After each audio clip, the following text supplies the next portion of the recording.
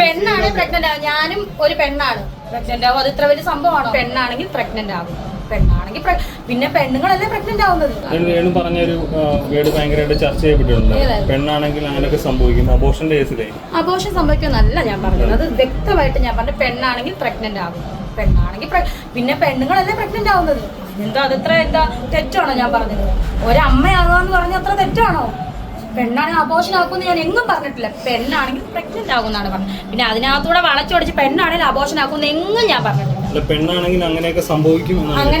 പിന്നെ പ്രഗ്നന്റ് ആകുമെന്നാണ് ഞാൻ പറഞ്ഞത്. പെണ്ണുങ്ങളാണെങ്കിൽ പ്രഗ്നന്റ് ആകും. അത് ഇത്ര വലിയ സംഭവമല്ല. നമ്മളെല്ലാം ജനിച്ചത് നമ്മുടെ അമ്മയുടെ വയറ്റിൽ നിന്നല്ലേ. അത് പ്രഗ്നന്റ് ആയിട്ടല്ലേ അല്ലേ? ഞാനും പ്രഗ്നന്റ് ആയതല്ലേ. എന്റെ ഋതുവിനെ ഞാൻ പ്രസവിച്ചു അല്ലേ. എന്താ അത് പെണ്ണുങ്ങളാണെങ്കിൽ പ്രഗ്നന്റ് ആവും. ആണാണെങ്കിൽ പ്രഗ്നന്റ് ആവുമെന്ന് ഞാൻ എങ്ങും പറഞ്ഞിട്ടില്ലല്ലോ.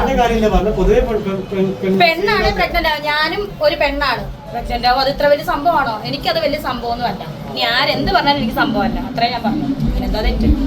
പെണ്ണാണെങ്കിൽ അബോർഷൻ ആക്കുമെന്നല്ല പറഞ്ഞ, പെണ്ണാണെങ്കിൽ പ്രഗ്നന്റ് ആകും എന്നാണ് പറഞ്ഞത്. വളച്ചൊടിക്കട്ടെ, ഓടിക്കട്ടെ, അതല്ലേ അവരുടെ ഹോബി. കാരണം വളച്ചൊടിച്ചല്ല റീച്ച് കിട്ടത്തുള്ളൂ. വളച്ചൊടിക്കട്ടെ, എനിക്ക് ഒരു വിഷയമല്ല.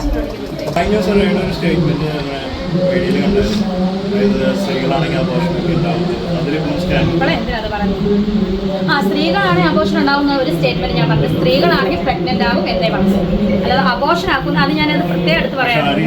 ആദ്യ രീതി പറഞ്ഞിട്ട് ഞാൻ എന്ത് പറഞ്ഞാലും ആ രീതിയിലാണോ എടുക്കുന്നത്. സ്ത്രീകളാണെങ്കിൽ അബോർഷൻ ആക്കുന്ന ഒരു സ്റ്റേറ്റ്മെന്റ് ഞാൻ പറഞ്ഞിട്ടില്ല. സ്ത്രീകളാണോ ഒരു പെണ്ണാണ് അമ്മയാവും അല്ലേ, പ്രഗ്നന്റ് ആവും അമ്മയാവും. ഇത്ര വലിയ സംഭവം ഒന്നും അല്ലെന്ന് ഞാൻ പറഞ്ഞു. വളച്ചൊടിച്ചിട്ട് അവരുടെ റീച്ച് കൂട്ടട്ടെ. എനിക്കെന്താ, എന്നെ സംബന്ധിച്ച് അതൊന്നും ഇതല്ല. ഇതിന്റെ അപ്പുറം ചാടി കിടന്നവളാണ് ഈ കെ ജോസഫ്. അതുകൊണ്ട് ഇതല്ല, ഇതൊക്കെ മേലെ തലയെ വന്ന് വീണാൽ പോലും ഞാൻ ഇങ്ങനെ നിൽക്കുന്നു. കാരണം എന്നെ അറിയാവുന്ന കുറച്ച് വിരൽ രണ്ടാമത് കുറച്ച് പേര് എന്നെ ആത്മാർത്ഥമായിട്ട് സ്നേഹിക്കുന്നവരുണ്ട്. എന്നെ അറിയാവുന്ന ഒരു കുറച്ച് ആൾക്കാരുണ്ട്. അവർക്ക് എന്നെ അറിയാം. അതുകൊണ്ട് ഒന്നും വേണ്ട, എൻ്റെ മൂത്ത മകൻ എന്നെ അറിയാം. സോ അതുകൊണ്ട് ഇതല്ല.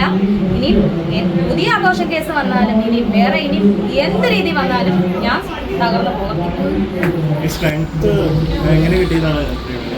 നമ്മുടെ അനുഭവം തന്നെയാണ് നമ്മളെ ഇങ്ങനെ സ്ട്രെങ്ത് ആക്കിയത്.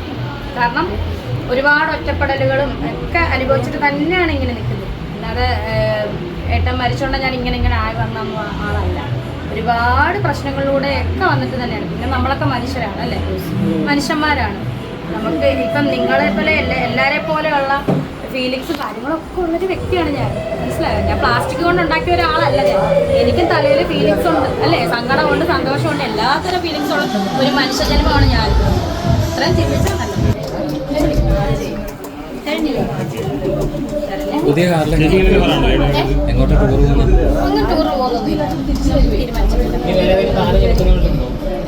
ഇല്ല, ഇതൊന്നും കഴിയട്ടെ. ഫിനാൻസ് ആണ്. ഇത് കഴിഞ്ഞിട്ട് നമുക്ക് നോക്കാം അടുത്ത കാർ. ഭയങ്കര സന്തോഷം. ഞാൻ അവരെ കണ്ടില്ല. അതിനുശേഷം ഞാൻ ഓടി പോകുന്നില്ല. വൈകിട്ട് കാർ എടുത്ത് വീട്ടിൽ കൊണ്ടുപോയിട്ട് അതിനുശേഷം നേരെ കോഴിക്കോട്ടോട്ട് പോകുമായിരുന്നു. ഭയങ്കര സന്തോഷമായി. ഇഷ്ടപ്പെട്ട കാറാണ് എടുത്തല്ലേ?